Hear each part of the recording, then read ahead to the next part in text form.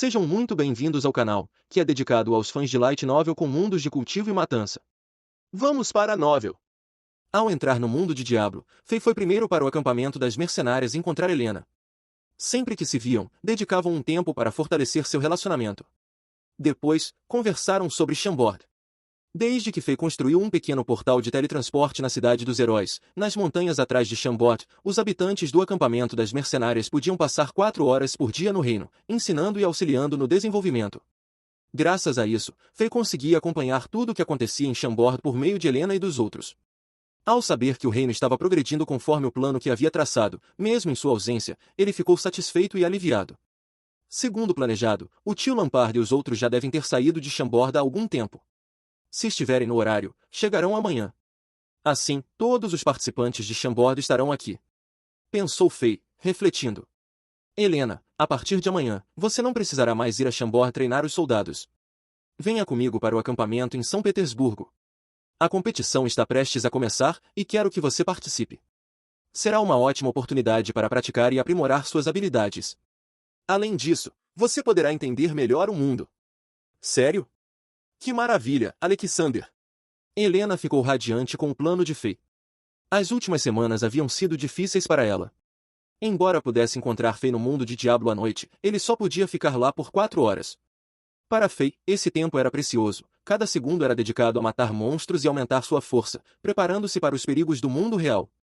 Por isso, ele não podia dedicar muito tempo a Helena. Para ela, depois de superarem o último obstáculo em seu relacionamento nas montanhas, os dois haviam se aproximado rapidamente. Como recém-casados, queriam passar cada momento juntos. Ao saber que poderia ficar ao lado de Faye no mundo das promessas, ela ficou extremamente feliz. Ah, sim. Trouxe alguns presentinhos para você. Faye havia comprado várias bugigangas no mercado noturno. Dera alguns para Angela e Emma, mas não se esqueceu de Helena, a valquíria que estava com ele desde o início. Ao dizer isso, ele tirou os presentes que havia preparado para ela. A surpresa da garota foi tão grande que seus olhos se encheram de lágrimas. Ela mexeu nos objetos com carinho, como se fossem os tesouros mais valiosos do mundo. Obrigada, Alexander. A felicidade transbordava em seu coração. A valquíria, que não temia nem os demônios mais terríveis, guardou aqueles presentes simples com extremo cuidado e, então, beijou Faye na bochecha. Um choque elétrico percorreu o coração do rei. Tanto Helena quanto Angela haviam reagido de forma semelhante ao receberem presentes, e Faye sentiu um pouco de culpa. Desde que chegará a esse mundo, ele só pensara em se tornar mais forte e em fazer Chambord prosperar, negligenciando as 2 garotas mais importantes de sua vida. Percebeu que não estava dedicando atenção suficiente a elas, que o amavam profundamente e que ele também amava. Depois de organizar tudo no acampamento das mercenárias, Helena usou o portal para voltar a Chambord e transmitir as ordens de Faye a Brook e Baz. Enquanto isso, Faye decidiu ir a Lut Golem em seu modo bárbaro para completar a missão O Invocador. No momento, seu personagem bárbaro estava perto de atingir o nível 40. Com os melhores itens mágicos de nível 6 que podia comprar dos NPC e as armas verdes de nível 7, ele estava mais poderoso do que nunca. Além disso, já estava totalmente adaptado à força física brutal do bárbaro.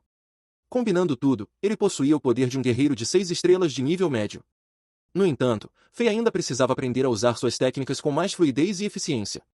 Além disso, um problema o incomodava. Embora o bárbaro fosse extremamente forte e pudesse esmagar inimigos fracos com facilidade, ele não conseguia liberar explosões de poder como os guerreiros deste mundo. Sua força era estável, sem saltos temporários de nível que permitissem desafiar oponentes mais fortes. Por esse motivo, Faye não entrou no terceiro mapa de Diablo, mas sim no Santuário Arcano, uma área que já havia conquistado. Ele queria usar os demônios e monstros de alto nível para entrar no estado de combate perfeito antes do duelo no dia seguinte. O som de espadas cortando o ar ecoou pelo local. Golpes de punhos gigantes e transparentes atravessaram o céu do Santuário Arcano com a habilidade bárbara Golpe Brutal. Monstros caíam um após o outro. As torres relâmpago e os morcegos da noite liberavam correntes elétricas ao morrer, enquanto os trolls desajeitados jorravam sangue ao serem cortados por Faye. Gemidos e gritos enchiam o santuário, como se fosse o fim do mundo. Faye estava em batalha. Ele treinava sua capacidade de alternar entre diferentes habilidades. Dessa forma, tentava incorporar os efeitos especiais das técnicas do bárbaro em seu punho gélido do céu, uma arte marcial que ele mesmo criará. Seu bárbaro de nível 39 havia aprendido várias habilidades em 3 categorias. Habilidades de combate. Golpe duplo, ataque simultâneo a 2 alvos ou 2 golpes no mesmo alvo. Golpe brutal, dano triplicado e efeito de atordoamento. Concentração, aumento de dano e precisão. Salto, usado como uma técnica de movimento rápida, semelhante ao Kinbon das artes marciais. Domínios de combate. Pele de ferro, aumento de defesa. Velocidade aumentada, melhora na agilidade. Gritos de guerra. Uivo, encontrar poção, grito, provocação e grito de batalha, habilidades com efeitos mágicos que poderiam ser incorporados ao punho gélido do céu. Nas últimas 4 horas, Fei se esforçou ao máximo. Era algo que nem imaginara em sua vida como jogador, mas estava progredindo. Depois de lutar contra o Cavaleiro do Sol Dourado, o melhor jovem guerreiro do Portão da Fonte Termal, e o misterioso assassino de 6 estrelas, ele acumulara muita experiência. Agora, estava no limiar de uma descoberta. Se conseguisse atravessá-lo, encontraria o caminho para fundir todas as suas habilidades. Um novo caminho de cultivo começava a se revelar a Fei. Um som cristalino ecoou perto de seu ouvido. Fei, em estado de iluminação, foi despertado subitamente. Um feixe de luz branca desceu do céu, envolvendo-o, e uma sensação confortável cobriu seus ferimentos. A fadiga e a dor desapareceram rapidamente. No momento crítico, seu bárbaro subiu de nível. Depois de 4 horas de matança, os últimos pontos de experiência foram conquistados, e o personagem passou do nível 39 para o 40. Ele ganhou mais atributos e pontos de habilidade, agora, estava ainda mais confiante para a batalha do dia seguinte. No dia seguinte, depois de uma noite de neve, o sol surgiu no céu, iluminando o solo. Os acampamentos, as montanhas Moro, as altas torres de magia e a montanha do Santo Marcial, atrás do Palácio Imperial, estavam cobertos por um manto prateado. A paisagem era deslumbrante. No centro do acampamento, havia o ringue principal, o maior de todos, com mais de 100 metros de diâmetro, parecia um coliseu. Assim que o sol nasceu, uma multidão começou a se aglomerar ao redor do ringue. Hoje, ao meio-dia, o famoso rei de Chambord enfrentaria o veterano cavaleiro executivo número 7, Kelud.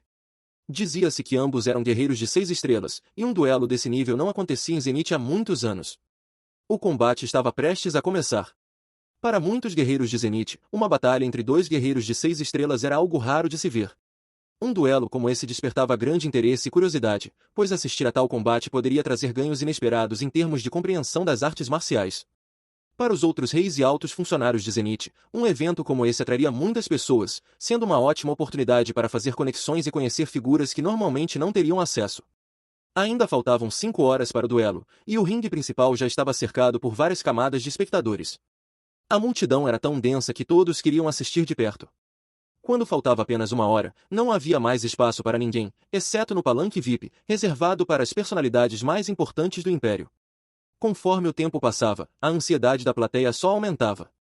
Embora os 2 duelistas ainda não tivessem chegado, o clima ao redor do ringue já estava eletrizante.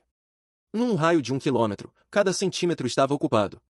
Além disso, várias torres de madeira haviam sido construídas para aqueles que chegaram tarde e queriam assistir ao combate.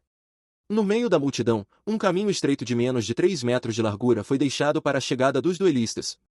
Cavaleiros da 7ª Torre de Cavaleiros do Palácio Imperial, totalmente equipados, abriram caminho entre a multidão para que as autoridades do Império pudessem acessar o palanque VIP.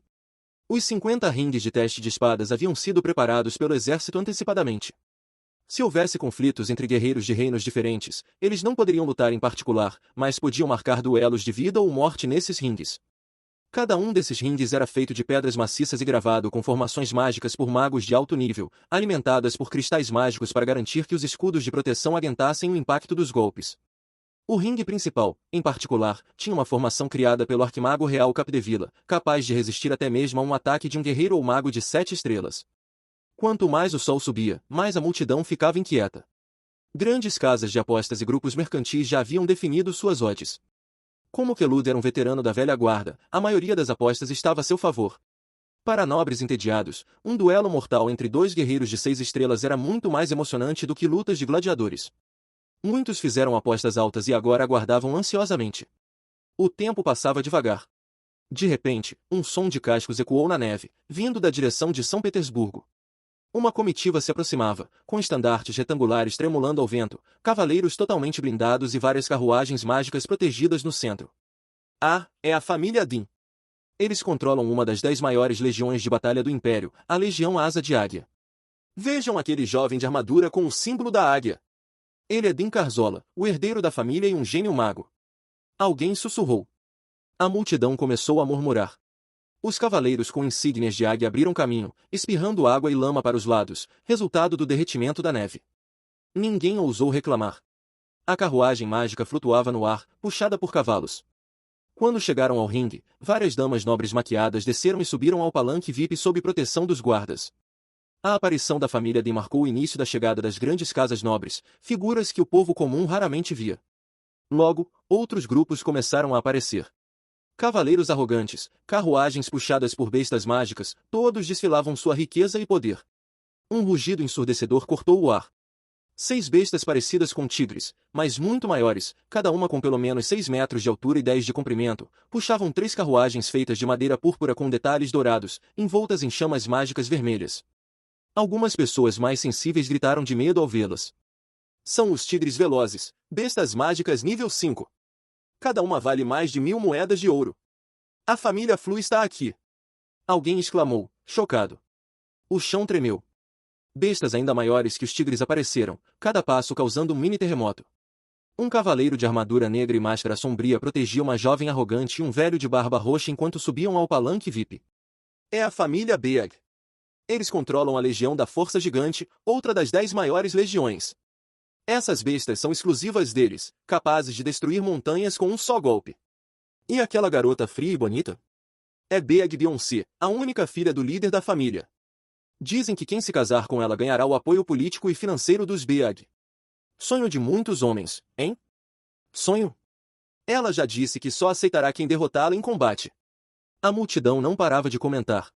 Conforme mais e mais famílias nobres apareciam, alguns espectadores mais astutos começaram a perceber que algo estava estranho. Tantas figuras poderosas reunidas? Isso significava que o duelo era muito mais importante do que parecia. Vários clarões cortaram o céu. 6 figuras apareceram no palanque VIP, envoltas em armaduras mágicas que irradiavam poder. Assim que chegaram, até as bestas mais ferozes se calaram, como ratos diante de um leão. São os cavaleiros executivos do Palácio Imperial. Todos no mesmo nível que Kelud. Por que eles vieram? Será que estão aqui para apoiá-lo? Se sim, o rei de Chambord está em apuros. O segundo cavaleiro, Cavaleiro do Massacre. O terceiro, Cavaleiro da Punição. O quarto, Cavaleiro da Lâmina Gigante. O quinto, Cavaleiro Impiedoso. O sexto, Cavaleiro Radiante. E o oitavo, Cavaleiro da Nuvem Branca. Todos aqui. Só faltam o primeiro, o nono e o 10º, aquele que o rei de Chambord derrotou. 6 guerreiros de 6 estrelas. Estou sonhando? Meu ídolo, o Cavaleiro Radiante Paroski. A aparição dos 6 cavaleiros incendiou o ânimo da multidão. Cada um deles controlava parte do Palácio dos Cavaleiros Imperiais e era visto como um deus pelos guerreiros dos reinos vassalos. Ver 7 dos 10 cavaleiros executivos, contando Kelud, era algo inesperado. Até os nobres no palanque VIP ficaram surpresos. O que um simples duelo tinha de tão especial para atrair tanta atenção? Alguns já começavam a questionar se havia algo maior por trás disso. Finalmente, o sol atingiu o zênite. Um feixe de luz vermelho-sangue cruzou o céu, vindo do Palácio dos Cavaleiros Imperiais. No seu rastro, uma aura de frio assassino pairou no ar, fazendo com que todos sentissem como se estivessem em um campo de batalha ensanguentado. Quando a luz se dissipou, uma figura alta e selvagem já estava em pé no ringue principal. Cavaleiro sedento de sangue e Kelud. O 7º entre os 10 cavaleiros executivos. Um dos duelistas havia chegado. Rei de Chambord, vem aqui e encare sua morte. O cavaleiro de aura sanguinária riu alto, olhando para a multidão. Já é hora. Cadê você? Está com medo?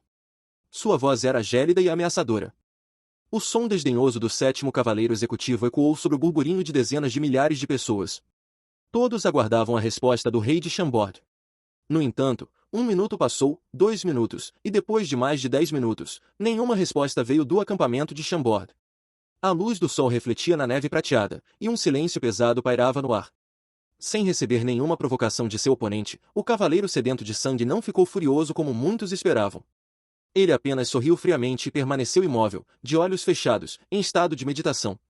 A energia guerreira vermelho-sangue que o envolvia tornava seu rosto indistinto, quase translúcido, uma visão perturbadora. Ele estava esperando. Afinal, ainda faltavam 10 minutos para o meio-dia. O clima ao redor do ringue estava eletrizante. Todos sabiam que o 7º cavaleiro executivo estava furioso. Ninguém ousava falar alto perto do ringue principal. A aura sanguinária que emanava daquela figura fazia com que todos sentissem como se estivessem em um mar de cadáveres. Os mais corajosos seguravam a respiração, os mais fracos estavam pálidos de medo. O nome do cavaleiro sedento de sangue era temido em todos os reinos vassalos. Até mesmo as figuras influentes no palanque VIP permaneciam em silêncio. O Palácio dos Cavaleiros Imperiais era a instituição mais sanguinária e sombria de Zenith, subordinada apenas ao imperador, com autoridade para supervisionar todos os 250 reinos vassalos e famílias nobres. Eles não seguiam as leis comuns do Império e já haviam executado reis poderosos e nobres influentes, incluindo membros das 7 grandes casas nobres. A prisão do Palácio dos Cavaleiros era sinônimo de tortura e morte cruel. E o 7º cavaleiro não ganhou seu título à toa. Sua energia dourada se tornou vermelha porque ele caminhou sobre rios de sangue, absorvendo a essência de seus inimigos. Entre os 10 cavaleiros executivos, ele era o mais cruel e assassino. Em todo Zenith, apenas 2 pessoas não temiam esses cavaleiros. O Imperador Yazin. O Santo Marcial de Zenith. Rei de Chambord, como ousa? Após alguns minutos, o 2º cavaleiro executivo, o Cavaleiro do Massacre, finalmente falou. Sua armadura era coberta por ganchos afiados, e seu capacete possuía lâminas laterais que escondiam seu rosto, mas não seus olhos assassinos. Sua voz fez a temperatura cair instantaneamente. Um cão de aldeia pode ter força, mas não tem coragem. O 4º cavaleiro executivo, o Cavaleiro da Lâmina Gigante, resmungou. O 5º cavaleiro concordou com um aceno. Os outros 3 cavaleiros permaneceram em silêncio, mas alguns observadores notaram algo estranho. Os 6 cavaleiros não estavam unidos. Eles estavam divididos em 2 grupos, mantendo distância uns dos outros. Então os 10 cavaleiros executivos não são tão unidos quanto pensávamos, alguns pensaram. O sol estava cada vez mais forte, e faltavam apenas 3 minutos para o meio-dia. Alguns já começavam a achar que o rei de Chambord havia fugido. Foi então que os portões de São Petersburgo se abriram, e um grupo de cavaleiros surgiu como uma nuvem negra. Diferente dos nobres anteriores, esses cavaleiros montavam cavalos comuns, mas seu sincronismo era tão perfeito que pareciam uma única entidade. Cavaleiros da Santa Igreja. Por que a Igreja está interessada nisso? Será que o próprio bispo veio? Até mesmo os cavaleiros executivos pareceram surpresos. Uma carruagem negra e simples, porém nobre, parou perto do ringue. Mas ninguém saiu. O silêncio era assustador. Finalmente, o meio-dia se aproximava. Um clarão prateado surgiu no horizonte, vindo de São Petersburgo.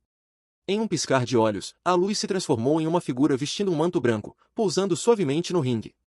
Era um homem com um leque de penas dourado em uma mão. Uma taça de vinho extravagante na outra. Um saco de couro mágico na cintura. Seu cabelo negro esvoaçava ao vento, e seu sorriso era despreocupado, como se a aura assassina do cavaleiro sedento de sangue não o afetasse. É hora do duelo! Anunciou o homem, bebendo um gole de vinho. Se o rei de Chambord não aparecer em 10 segundos, será considerado covarde e derrotado. Sua voz, sem gritar ou usar magia, ecoou claramente nos ouvidos de todos, como um sussurro íntimo. Era Mehdi Razi, o poeta viajante número 1 de Zenith, um homem misterioso que vagava pelo continente, amigo do Imperador Yazin e do Santo Marcial. 10, 9, 8, 7. Mehdi Razi continuou bebendo, mas sua contagem regressiva soava como sino de bronze. 5, 4, 3, 2. No momento em que ele estava prestes a dizer um trovão ensurdecedor rugiu à distância, aproximando-se rapidamente. Ele chegou. O rei de Chambord está aqui. Ele realmente veio. Ele tem coragem de enfrentar Kelud. Quase todos se levantaram, procurando a fonte do barulho. Antes que pudessem ver algo, uma pressão avassaladora os atingiu, fazendo muitos tropeçarem e caírem. E então, 4 lâminas de energia vermelha cortaram o céu em direção à fonte da pressão. Uma figura esquivou-se no último instante, mudando de direção no ar como se desafiasse as leis da física. E, no último segundo possível, pousou no ringue. Mehdi Razi completou a contagem. Alexander, o rei de Chambord, havia chegado. O duelo começaria agora. Fim dos capítulos do 228 ao 230. É isso, pessoal. Se gostou daquele like, deixe seu comentário e compartilhe. Vamos ficando por aqui. Até a próxima, e tchau!